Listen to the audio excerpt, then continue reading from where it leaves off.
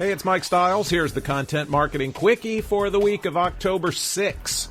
A survey of B2B marketing execs by Seismic and Gatepoint Research shows that they're feeling the pressure to make great content, and they aren't impressed with how they're holding up under that pressure. eContent reports 47% say their ability to handle content is average or worse. What's making it so hard and confusing for them is, in order, salespeople wanting one-off content, content not getting used by sales because they don't know where it is, having no clue what content works and what doesn't, and being unable to keep up with the demand for content. In fact, just updating content to make sure it's got the right branding is taking them 3 to 6 months. Want to blame something? Believe it or not, neither Trump nor Clinton are to blame. It's old school tech and processes making sure everything is nice and inefficient. How big a part does Uber play as a distribution channel for your content? I'm tweaking you. I know you're doing good to be on Facebook and email, but regardless, Uber is teaming up with Yext so you can book rides to restaurants and shops. And Andrew J. Hawkins writes in The Verge that while you're on the way, if you're on the Uber app, you'll get links to content based on where you're headed. So if you're going to Applebee's, you might get a link to a video about the history of potato skins. Applebee's could also put a Call Me an Uber button on their website. Uber's Chris Saad thinks it'll take the friction out of getting customers to brands' doorsteps. No question it helps make life easier if people more influential than you say good things to their fans and followers about your content or app or whatever you got. But Victor Ritchie with TrendPie says there are some things we believe about influencer marketing that aren't necessarily true. Now, keep in mind he was mostly talking about influencing app downloads, but we can chomp on this food for thought where content is concerned too. They include myth number 1, famous influencers are best. Not in cost-effectiveness terms. You can pay thousands for one tweet, but what good is one tweet going to do you? Spread that money out amongst several smaller influencers, and then you've got some impact. Myth number 2, influencers are for branding and impressions.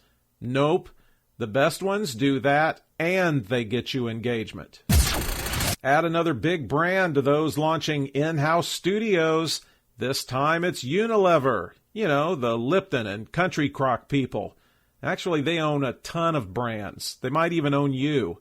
But check this. Net Imperative reports they're launching not 1, but 2 studios. One is for You Studio. That one's for what they call needs content. Stuff consumers look for about a specific product. The other one is You Entertainment, and that one is for teaming up with entertainment partners to make cool stuff. They're looking for global directors for both teams, by the way. They didn't call me. I don't promote myself enough.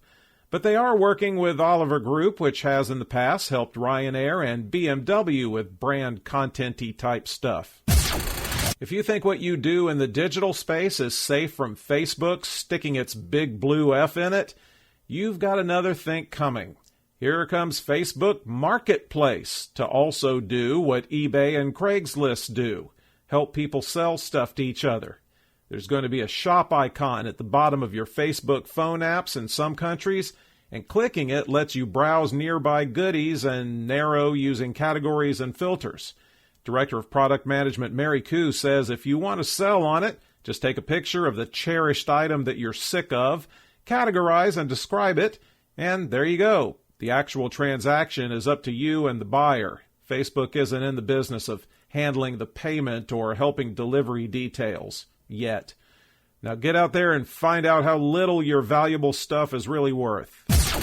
If I know you like I think I do, you're deeply committed to the truth and would never try to fool anyone.